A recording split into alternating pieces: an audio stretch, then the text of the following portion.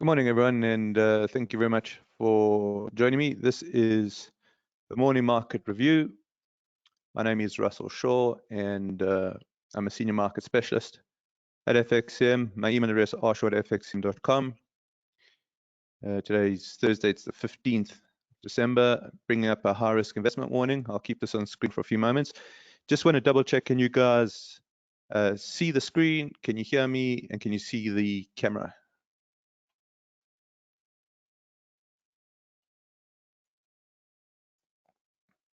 Okay, excellent. Hey, Shadrach, Mia, nice to have you on the webinar. Hey, Kobus, Joachim, Anna, nice to have you guys on the webinar. Thank you, everyone, for joining. Here's our market commentaries. Disclaimer, I'll keep this on screen. Hey, Indrin, good morning to you. Nice to have you on the webinar, as always. And here's our references: Market Scope, Trading View, FXCM. I'm going to use the FXCM calendar. I'll go through the Bloomberg emailed in a moment, the 5 things to start your day. Just want to bring up the calendar, which is not, I'm just going to refresh it. All right, well, while that's refreshing, I'll bring up the, this is the median CPI. Still looking to see if we've got this apex. Still looking to see if we've got this apex. What I can show you is just what I think is happening here. I'm just opening up. So what I think is happening is we're getting some sort of parabolic move. So if you guys remember, this is your parabola, and then you kind of hit your turning point. So you get your TP there, right? So that's what is this the TP? Okay, is this the TP? All right, let's take a look at the email, 5 things to start your day. This is compliments of Bloomberg. The first headline reads Central Bank Bonanza. So today is a big day. We've got the Bank of England, which is likely to slow the pace of interest rate hikes today, as it balances risks from high inflation with concerns that overly aggressive action might unnecessarily deepen the recession ahead. Investors and economists expect the UK Central Bank to deliver a half-point increase in the key rate, putting the benchmark at 3.5%. And that's the highest since 2008. In addition, we have the ECB will decide on its policy as well, with a half-point most likely there as well. Investors also be closely watching the ECB's blueprint for shrinking almost 5 trillion euro of bonds. I also want to hear if they have any anything to say about what their terminal rate is. So yesterday we had the Fed, and the Fed raised its terminal rate from, I think it was 4.6% in September. They raised it to 5.1%, subject to correction. I think that's right. But we don't know what the terminal rate is for the ECB. They've sort of kind of been very wishy-washy over that. All right, now the next headline I think is very interesting. I want you guys just to keep an eye on the apex here, and because this is something we're going to discuss in a moment. But the headline here reads, not buying. A Federal Reserve Chair Jerome Powell says the central bank has more work to do in raising interest rates and vanquishing inflation. Investors on Wall Street seem to see the outlook of 2023 very differently. In a 45-minute press conference after the Fed hiked rates, Powell sought to dispel any notion that the central bank would back away from its fight to bring down inflation. In other words, he's pushing back on a pivot. After bucking on what was initially seen as a tough love message from the Fed, bond prices reversed course as investors bet that the central bank would execute a U-turn. So I think the whole idea here is, do we get the turning point? Because if we get the turning point, well, then we start to get back down to sort of the 2%. The only reason that I would think that the Fed would remain overly aggressive is because they might want to they might want to reach an average of 2%, and to reach that average of 2% means they probably want to go perhaps slightly below. But I don't think that's actually an acceptable target at this particular juncture of macroeconomics, because they are effectively manufacturing a recession.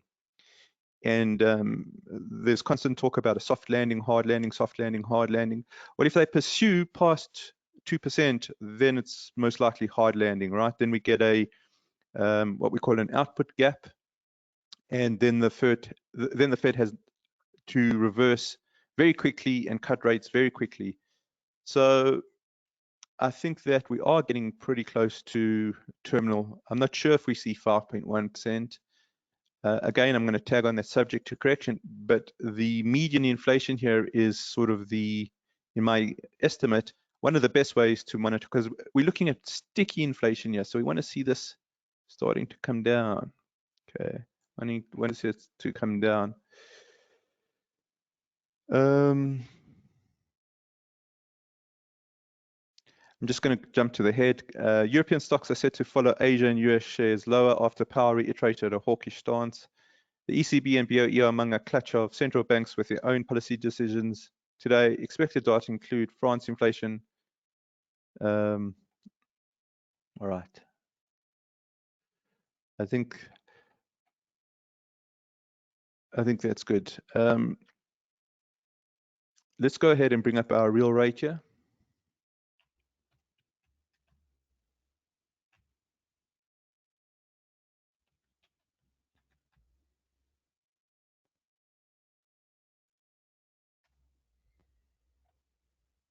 All right, let's just make this candlesticks, and let's go through the weekly and probably the daily. And let's throw in the greenback underneath.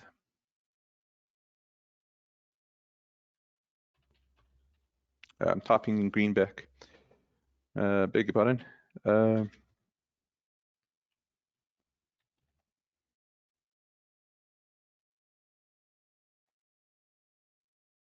Okay, and let's throw in a correlation coefficient as well.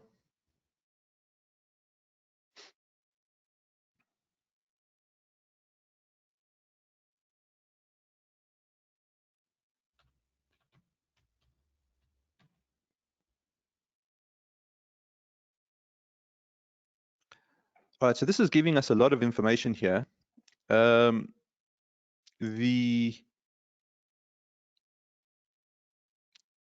The real rate is coming down. The US dollar is coming down faster than the real rate, and that's why we're actually getting a dip in the correlation coefficient here. So we've come down to 56% on the weekly. And I think that we just want to watch this carefully. If it heads towards zero, then it's losing its correlation. However, one way to potentially look at this is one of these instruments are mispriced. In other words, let's assume, and just understand this is an assumption and it's needs to be proven correct, but let's just say that the correlation coefficient moves from 56% back to say 80% or even above. In other words, the two instruments start moving much more aligned with one another. So right now they are aligned, okay, they're on the positive side of the correlation, but it's dropped from quite a strong sort of correlation to 56. So if it's going to go back to 80%, so that's the assumption, okay, then there's only two ways that can happen, okay. Either the dollar's got to come back up, okay, so that's first. So if the dollar sort of comes back up, and I would suggest at a shallow pace, so that it because the real rate hasn't come down as hard, then the overshoot of the dollar corrects back, and then we get the correlation coefficient getting more robust. So that's the first way. The second way, and this to me is the more interesting. I'm not sure if it's going to work out this way, but if the Fed is behind the curve and they say, well, we still have to be heavy-handed with our hawkish policy, but the market's not buying that, and if the real rate starts dipping, then we're actually going to see the correlation coming back towards 18. In other words, the dollar would be leading in that case. So in the first scenario, the real rate's leading. In the second scenario, the dollar is leading here. So it's very interesting. We want to see, if the market doesn't believe the Fed, then we get scenario 2. If the market does believe the Fed, then we get scenario 1. Two very different scenarios, and we have to be quite savvy to see which is the one that the market is choosing to follow. And I think the way that we see which is the preferred course of action by the market, we have to go down to the daily. So let's go down to the daily. And here we've got a much stronger correlation on the daily. It's at 74%. It has also come down slightly. Let's get rid of the red line, but it's a strong 74%. And why has it come down? For the same reason that the dollar seems to be leading the charge here. Okay. Similarly, if we start seeing a movement here, we'll start seeing the correlation sneaking up. If we start seeing a movement here, we'll start seeing the correlation sneaking up. But the idea is, who is right here? There's two narratives that are in conflict with one another. The one narrative is that the Fed has to be aggressive, and the other narrative is the market saying, well, I don't think so. We're going in towards, you're running us into an output gap, and our immediate inflation starting to roll over. What's going to be very interesting is for the next two, I'd suggest the next two non-farm payrolls, the wage inflation. So keep an eye on that. Okay, got you, Cobus. Got you. All right. So the idea here is we want to keep an eye on that. What's happening in the markets today? So let's go ahead and bring up our chart. I'm going to the main layout. Let's start off with the DAX here and see if we can get some sort of potential play.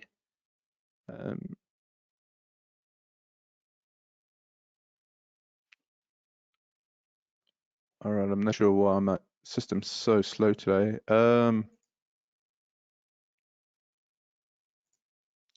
Just while that's coming up, let's just see if the economic calendar's up. I just want to show you guys the times of the, okay, so Bank of England coming out 2 o'clock ZA time. Well, that's 12 p.m. That's 12 p.m. UK. If anybody's trading any cable pairings or any pound sterling pairings, 2 o'clock ZA, 12 o'clock UK, there's going to be volatility there.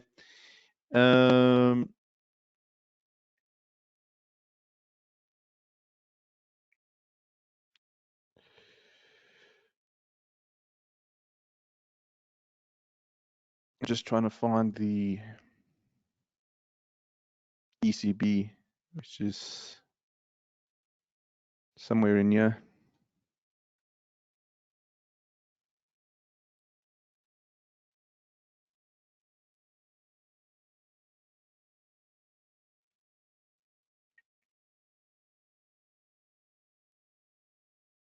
That's odd.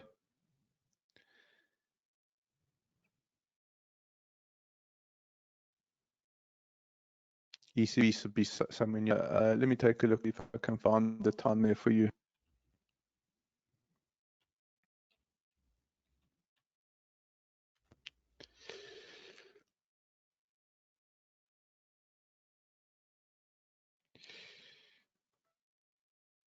It's going to be at 3:15. So at 3:15, where we've got Canadian starts here, for some odd reason, the and is not showing that the EC right here is we're going to get the release, and then at 3:45 ZA time, we're going to get President Lagarde's press conference. So let me just reiterate the time at 3:15 ZA, which is going to be 1:15 UK. We're going to get the ECB refinancing. Okay, that's right over here. It's not in the calendar. half hour later we get the press conference. Just be aware of that if you're also trading euro pairs, because there's going to be some volatility there. Okay. All right, here is our DAX. Let's go through to the weekly chart. All right. Just doing the full analysis here on a technical basis. Here's the first leg. Okay, trough peak. Okay, trough peak. Now, what's happening here is we are in the midst of actually charting the higher trough. I'm not sure if it's in place yet or not. What we've got to see is where the reference candle is. Okay, so where we get the next bullish reference candle, that would be where the higher trough is. So we're kind of in the mix of this pullback here, and that's exactly what we need to see. So any weakness in the DAX now, I would suggest, is more healthy than unhealthy, because we don't have a trend yet. What we have here is ambiguity. So if we go 1, 2, 2, 3, 1, 2, this is a downtrend. Okay, this is the downtrend because we've got a lower peak followed by a lower trough. Now this leg over here negates that downtrend because we've now got a higher peak. This peak over here is higher than this peak.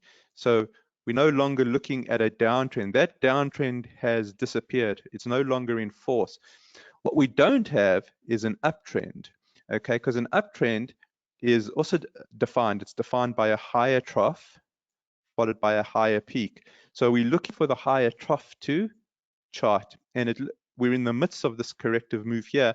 Whether it makes the high trough higher peak, we still have to see. I mean, a bearish pattern would be that, where there'd be another lower peak, lower trough. So, I mean, that's not impossible, although my preferred base case is higher trough, higher peak. So we're in the midst of this over here. Okay, that's where we are right now, and we just want to keep an eye on that. Let's go through to our daily chart. All right, now this is super, super interesting. What do you guys see here? You see this? Can you see how tight the Bollinger's are? Look at that. All right, let's just go through to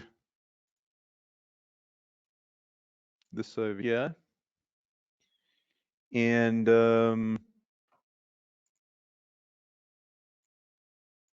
what we're going to do here is close this up. We're going to close this up. We're going to bring in the DAX over here.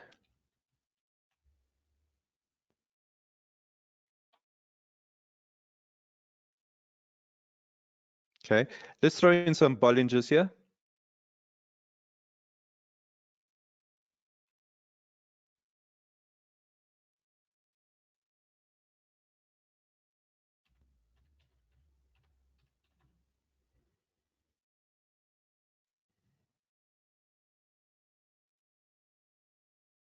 Okay, I'm going to leave these as is. You can see the squeeze on this Bollinger as well. Let's bring in the Bollinger width.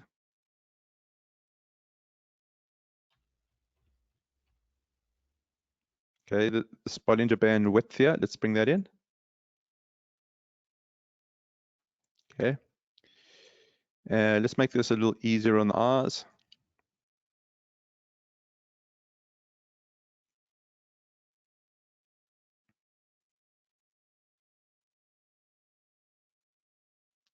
All right, now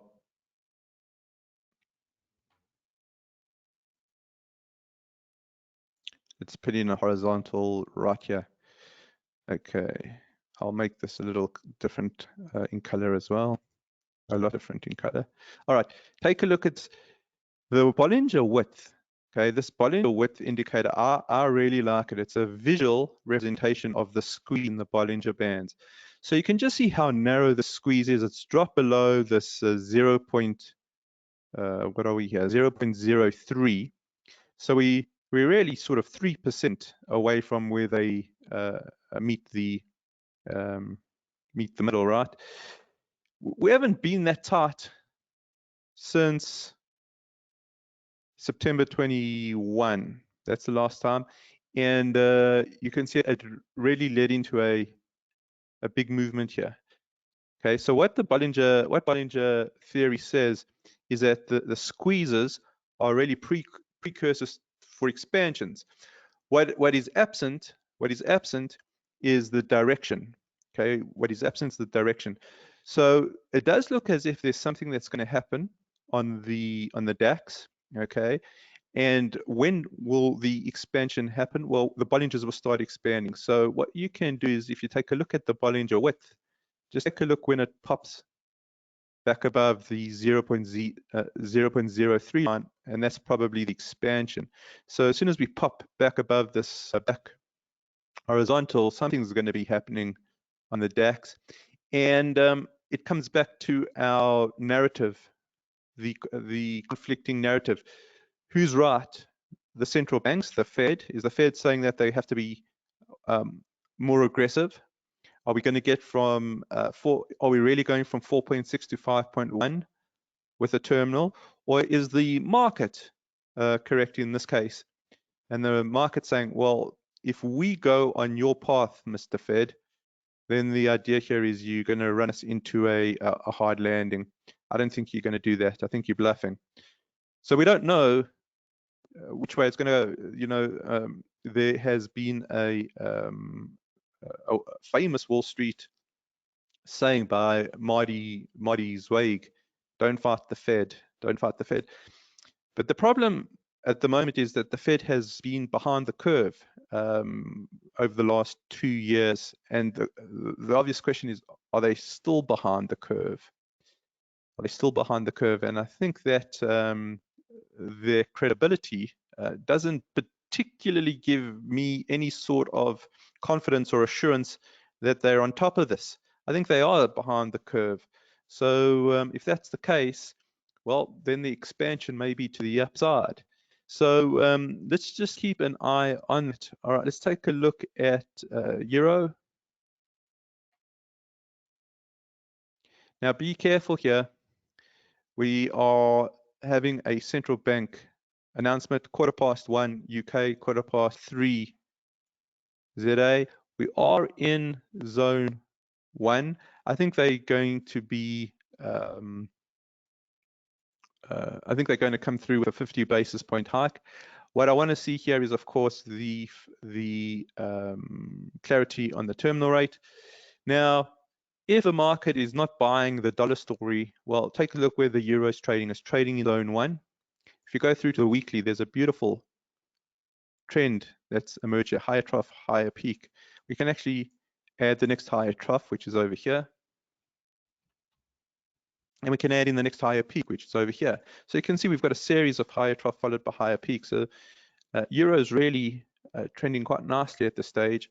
We're in zone 1. Now we've got this pullback, and pullback's going to reach S1.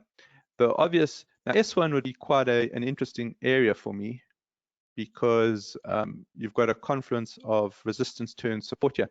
What's the big problem? The big problem is the ECB. Okay, there's going to be volatility, and if they don't deliver what I'm expecting, well, then it drops, and then, you know, it probably drops right below a stop loss, and you end up losing more than you really want. So the risk here is high. So sort of S1, S2 levels, probably the S2 becomes quite interesting. But this is a good looking pullback. Okay, let's take a look at cable.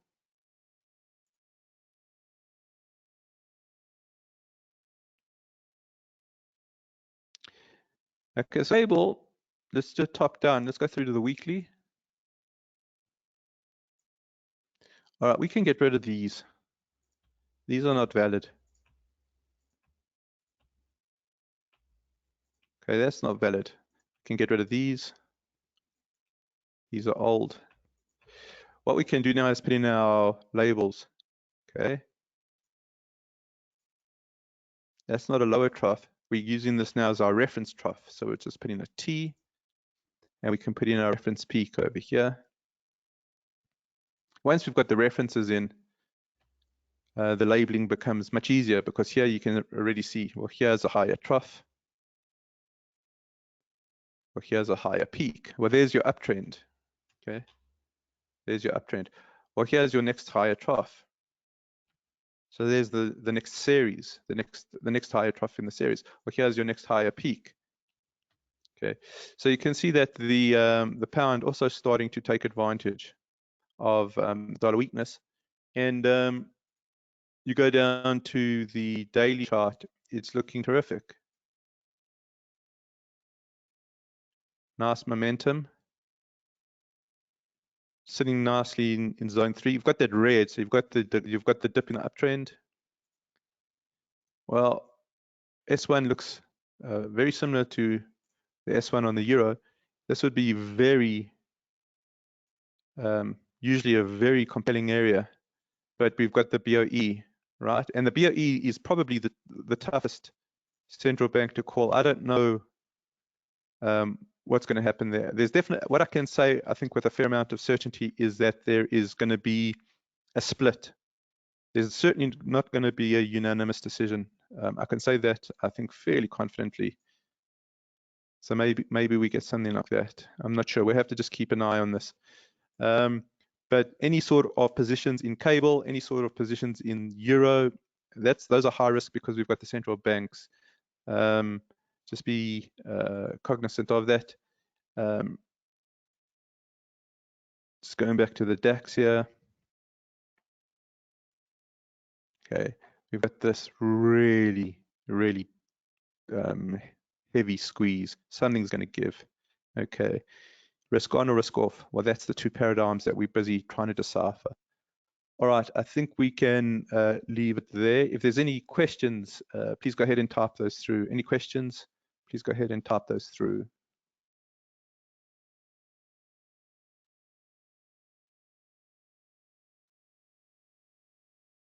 All right. Nothing coming through. So let's wrap up here, guys.